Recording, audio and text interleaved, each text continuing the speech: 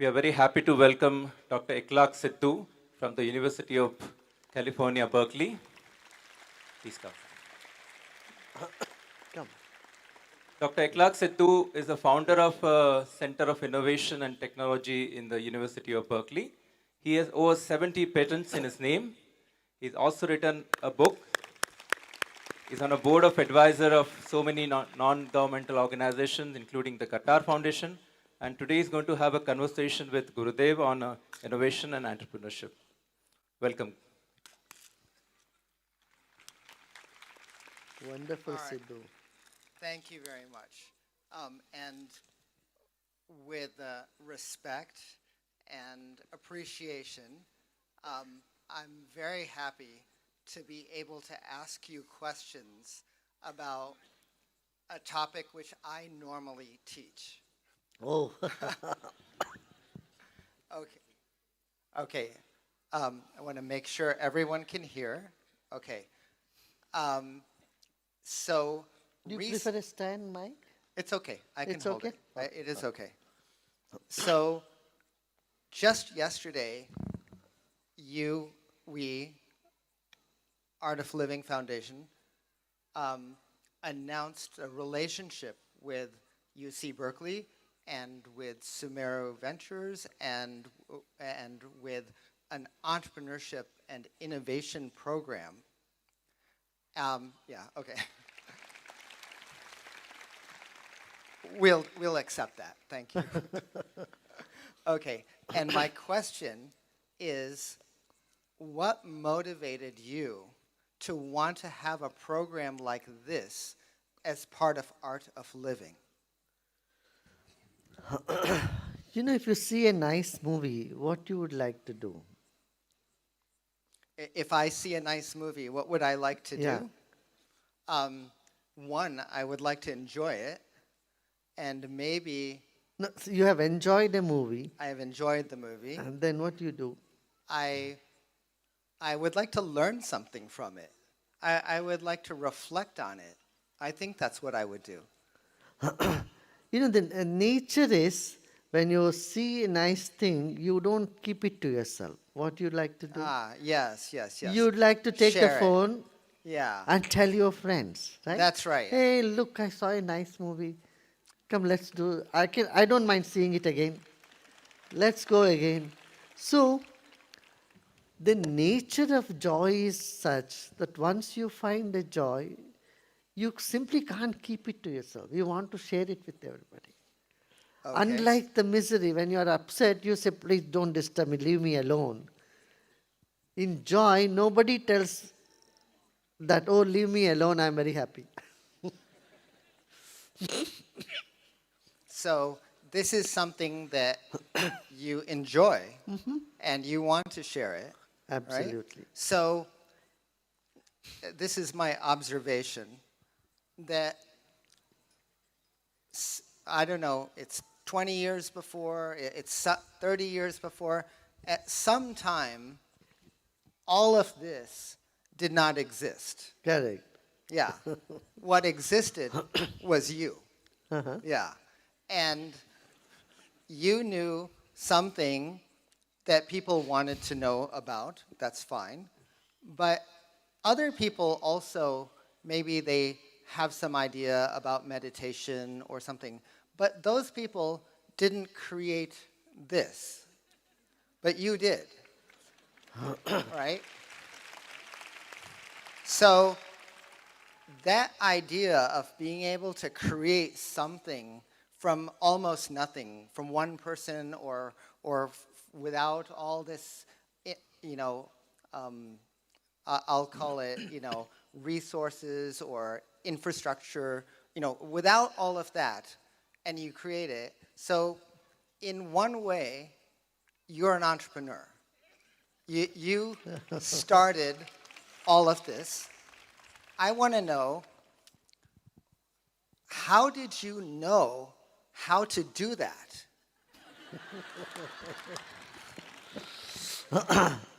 You know, the product speaks for itself. As an entrepreneur, you know, when a product is very effective, very useful, Simply everyone wants to have it, and that's how it started. I don't know marketing, I don't know how to go about, but it's just the fact that it was very useful. Like the cell phone. When we were all in college, we never had cell phones. We never even heard about it. In India, you had to make a trunk call and sit there 3 hours, 4 hours to make a call. But today, even in the remote village in India, they are having cell phones. So I think it is the impact and effectiveness of the very program that has expanded. And then another thing I would say, we have very good volunteers, committed volunteers, whose main motive is to lessen the misery in other people's life and bring them also happiness. Okay, so I'm going to translate your answer. Not into a different language, just in my own words. Yeah. Okay, so the first thing is that whatever is the product, it just has to be good by itself. Correct.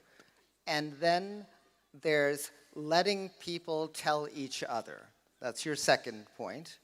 And if you can, if they can be part of what you believe to be good, then together you have all of this capability and power. Is that right? Here, they don't need to believe it. It is a matter of experience. There are two stream of thinking. One is you believe something is good, and one day you will find it is really good for you. This is Occidental. In the Orient, we say, you just try it. You don't need to believe in beginning. You just do it, you try it, and if it is effective, then you share it. So It's almost like, taking a sample of a dish, and if you find it tasty, and you order it. okay, that works. Okay, so the product is good, you let people try it, Correct. and after some time, perhaps they just really believe it, but in the beginning, all they have to do is try it, Correct. right? Okay, Try with an open mind, without prejudice. yeah, okay, all right, so that's how you started. And now what I want to know is, when you started and you started to see it work, what did you learn that you didn't know when you started?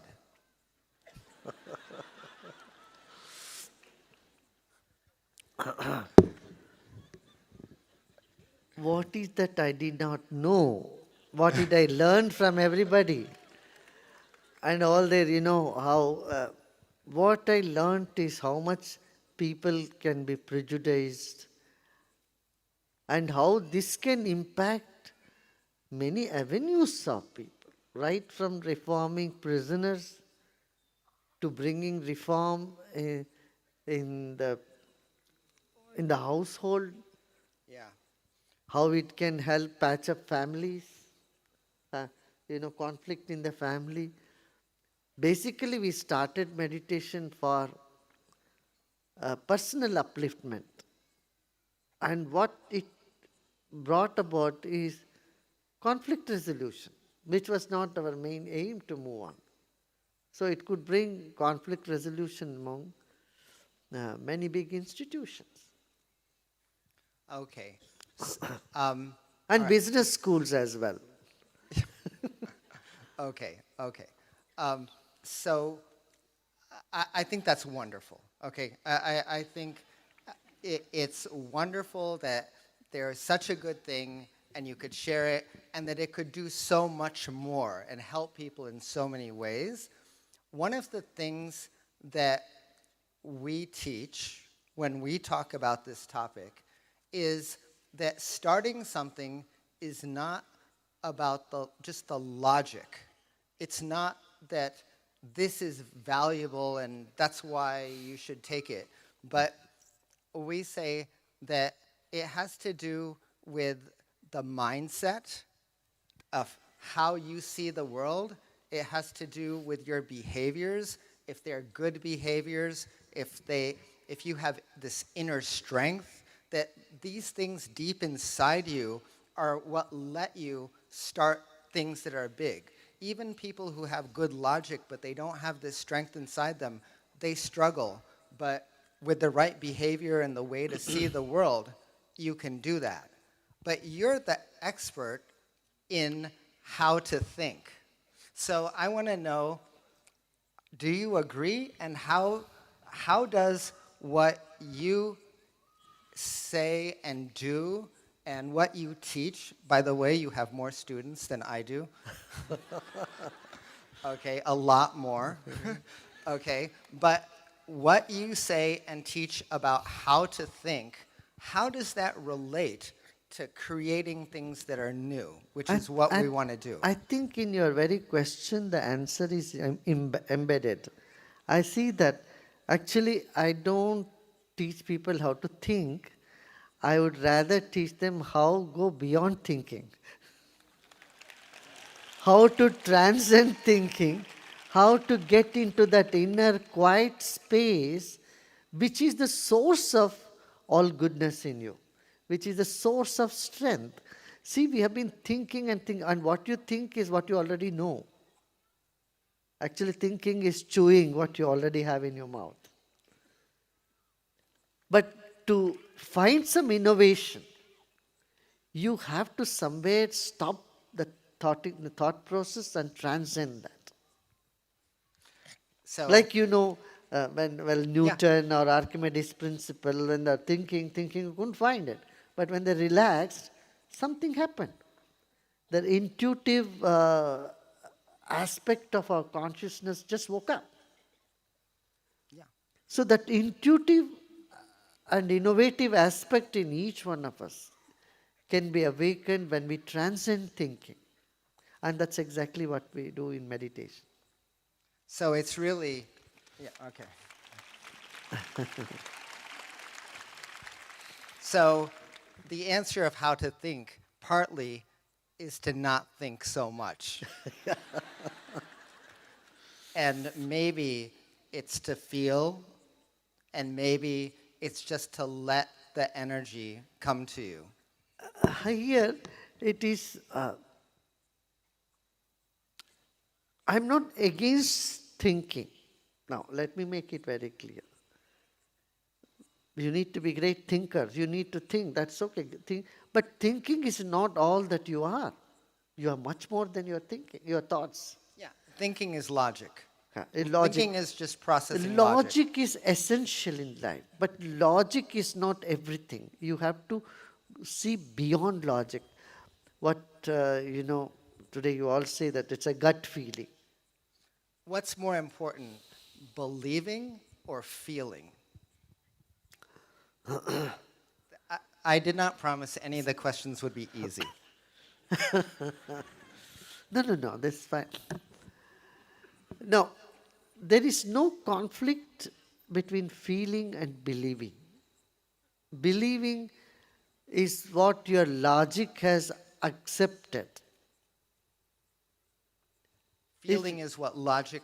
Believing. Believing is what your logic has accepted. Accepted. Okay. If logic Yeah. is against your belief, that belief will not stay any longer. It will just break down.